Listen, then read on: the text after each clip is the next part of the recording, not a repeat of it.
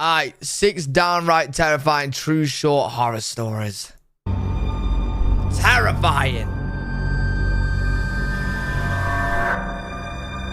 I've gone on outdoor runs ever since I can remember. Okay. It was around 6 p.m. one night in the summer. Hello, I'll get it to. I just finished eating a light dinner, and as usual decided to go on a run. Okay. I always run the same path. Neighborhood sidewalks for about a half mile, then pass a gate into the forest where I run another 2 miles. I am running through any forest. The forest I ran in has 2 separate paths, one paved and one not. The unpaved one is more scenic, so I'll usually take it on the way in.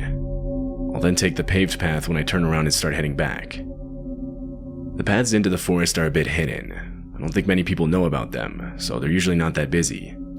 It's actually kind of rare for me to see another person on my run. But of course, every once in a while, I'll meet some people walking their dog or something. But other than that, I'm pretty much alone. Well, at least I thought I was. I've been running in the forest for a while now, when I heard a notification coming from my phone. I'm watching you. It wasn't a text message. Airdrop. Rather, an airdrop notification. I could tell from the sound. I panicked. Clearly, someone had to have been close to me to send this. I tried to play it off like I didn't hear it and kept running for a few seconds. I then stopped to change the music. In reality, I was pulling out my phone to look at the notification.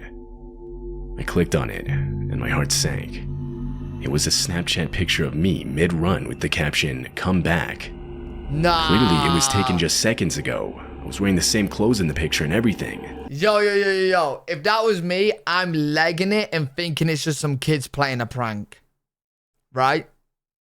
But I'm still legging it, bro. Like, you're a jogger anyway. It's not going to be weird running. I'm full sprinting gone. From where the picture was taken, it looked like the person was hiding in the bushes. I put my phone back and started running as fast as I could. I was forced to take the long way out of the forest back to my neighborhood.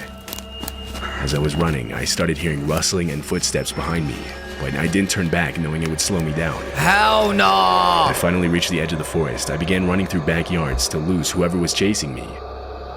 It worked, with the last thing I could hear being metal hitting metal, suggesting he or she had some sort of weapon.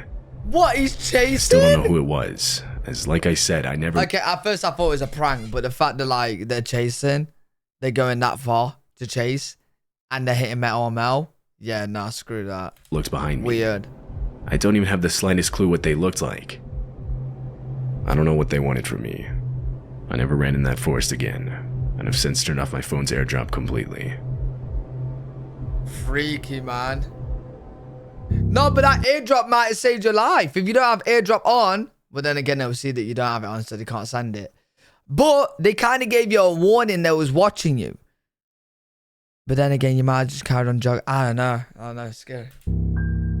My brother-in-law and I were on a road trip across the country. Yeah, I'm not We were running driving either. on a remote highway in New Mexico. I'm talking one rest stop or gas station about every 100 miles, every one of them being solitary with no other buildings in sight. By this point, it was already dark.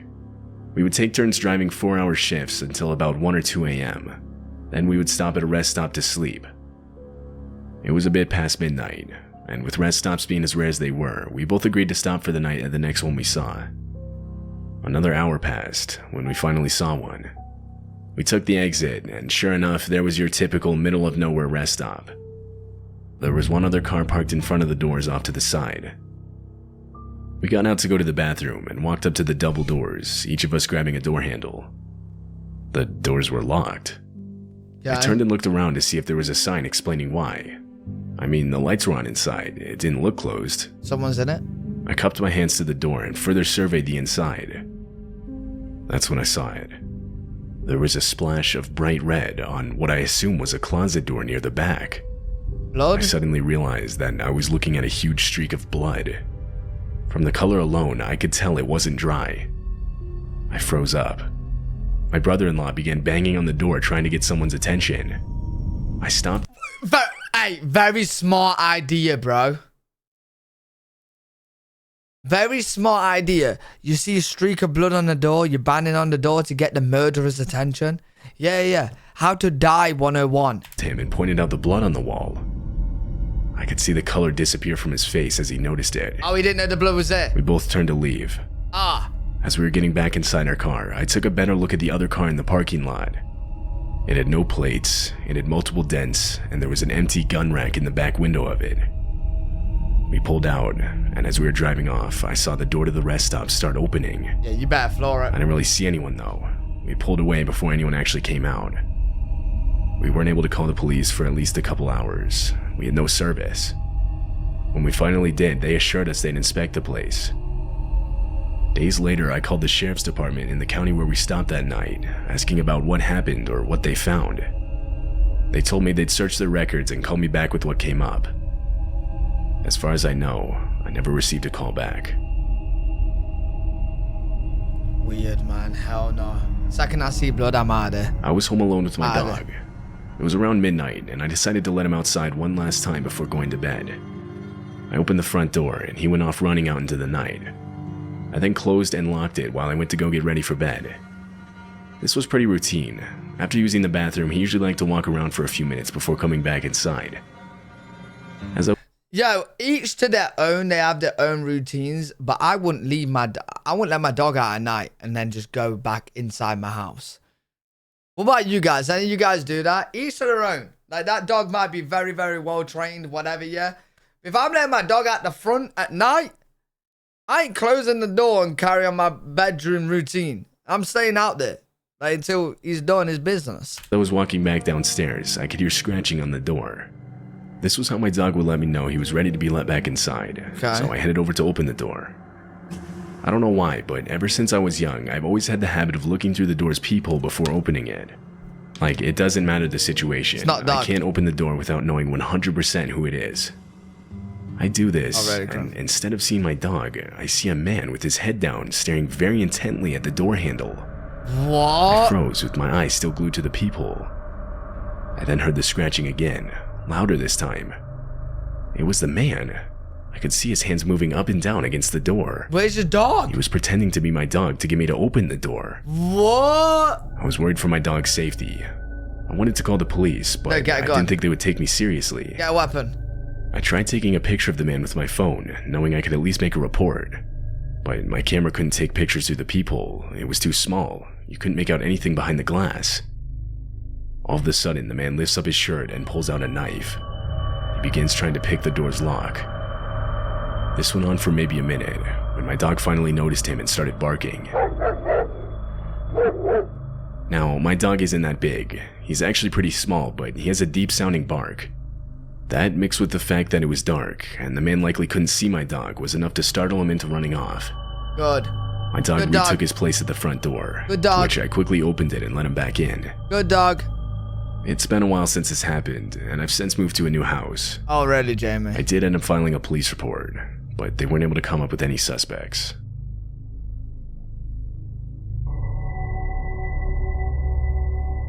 I'm currently living in my car after being put in a poor financial situation because of some circumstances that I won't mention.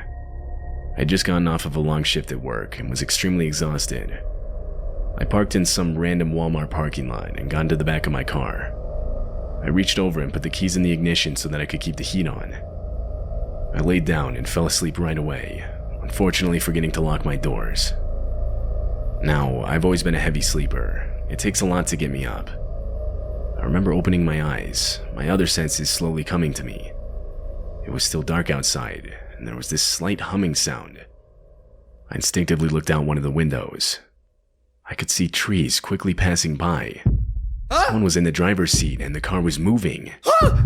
They were wearing a hood, so I couldn't see their face. I slowly reached over to the passenger side back door compartment where I kept a knife. I grabbed it and abruptly pointed it at the guy as I screamed at him. Wait. Someone's robbed his car while he's sleeping in the back? He must have seen the knife through the rearview mirror, as he didn't even look back at me before slamming on the brakes, opening the door and getting out. What? He ran in a straight line directly into the forest that was covering the road on both sides. Hey, bro probably didn't know he was there. He probably didn't check. He probably didn't even know he was there. He probably scared the life out of him. I sat there trying to catch my breath. I had no idea where I was. The best description I can give is some sketchy road in a tightly compacted forest. I locked all the doors. Hopefully at McDonald's. I checked my phone. It was 3 a.m. I had no phone service, so I turned around and started driving back until I got some. I was 2 hours away from the parking lot I had fallen asleep in. What? I don't know who that guy was. I never saw his face. A part of me thinks he was simply trying to steal the car, not realizing I was sleeping in the back. Yeah, because he left the doors unlocked. Bro, you was pretty much getting unintentionally kidnapped. For 2 whole hours.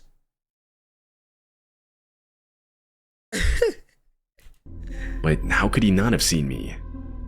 I worry it was an attempted abduction. What? Yeah, but wouldn't he like do something to you? Like hit you over the head, like tie you up or something? In my early 20s, I was using Tinder a lot. Sometimes I would go out with a girl and we wouldn't connect, or I'd just get stood up. I eventually matched with this one girl who was really close to me. It was like a couple miles or something.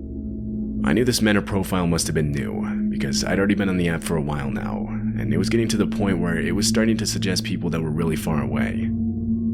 We talked for about a day, and decided to go out for dinner that evening. The plan was I would pick her up and we would go from there. I got in my car and set my GPS to the address she gave me. It was an apartment complex. When I got there, I texted her asking which apartment door was hers. I drove around the open complex searching for the right numbers, until I finally got to her building. I texted her that I was parked right outside. Immediately, I got a text back insisting I come meet her at the door. I found this kind of annoying because there was nowhere close to park. I had to go a bit further away to find a spot. As I was walking towards her building, I pulled up her profile one last time to remind myself again exactly what she looked like. I scrolled through her pictures and noticed they were inconsistent. Like each picture was a similar looking but still different girl. Bro, you've gone to meet a girl and you've only just realized this. You've got to meet someone.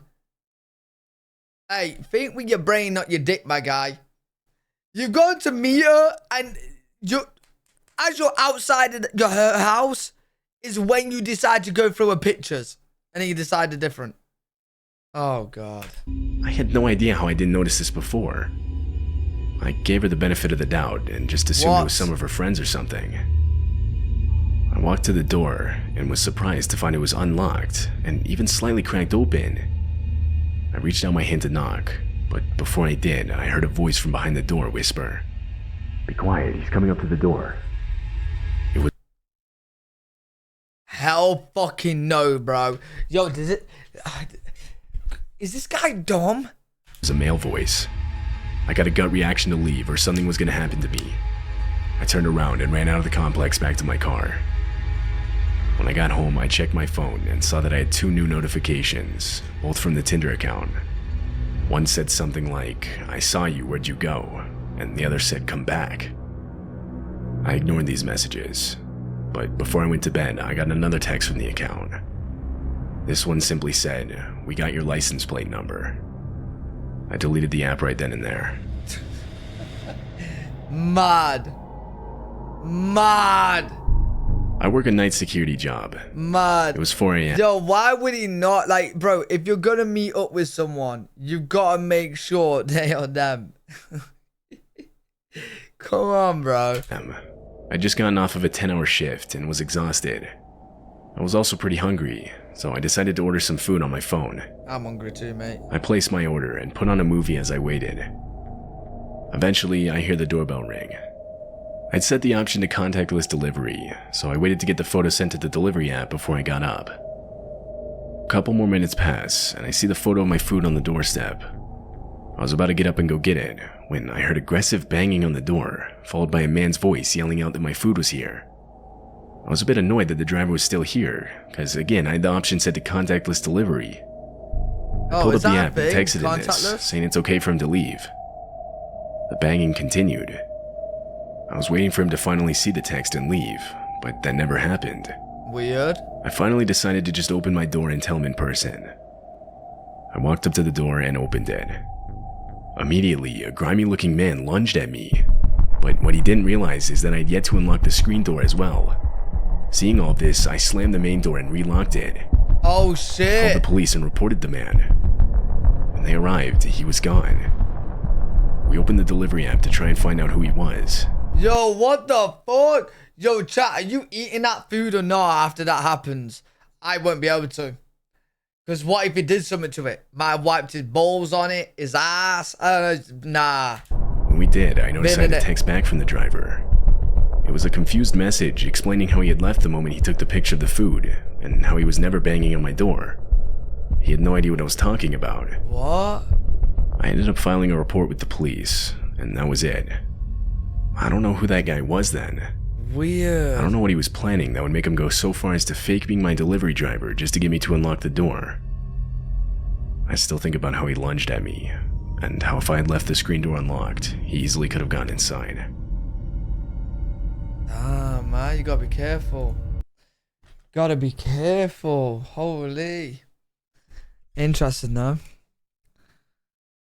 And then there's me just open up the door to anybody that knocks. Man, I'm gonna get attacked one day, bro. I just open up the door to anyone. Eddie knock. Yo, what's up? What's up, man? I need to stop opening up my door to strangers. I gotta stop opening up my door, especially after watching these. It's not good.